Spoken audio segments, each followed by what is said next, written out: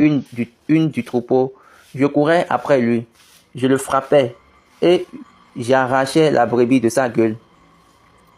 S'il se dressait contre moi, je le saisissais par la gorge, je le frappais et je le tuais.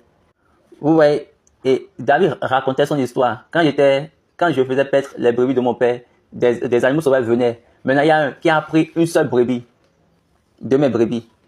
Donc, vous connaissez bien l'agneau, et vous connaissez bien ours, vous connaissez bien lion. Donc, lion a pris un de ces agneaux. Le lion a pris une de ses brebis. Donc, moi, quand le lion a pris, j'étais couru d'après le lion et j'ai sauvé la brebis de sa gueule.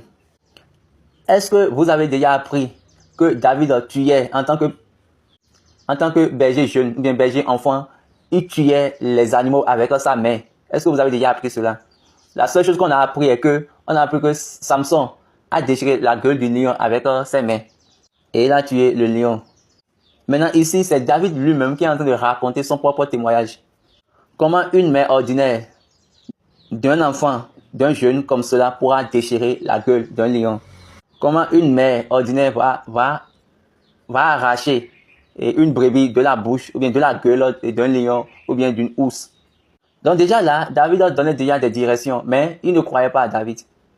Et ils vont dire, ce petit-là est en train de dire des choses non-sens. Mais aujourd'hui, vous lisez des choses, mais je remarque que vous êtes vraiment fou dans votre idéologie. Donc, Saül a entendu tout ça. Continuons, allons voir ce que David a encore dit.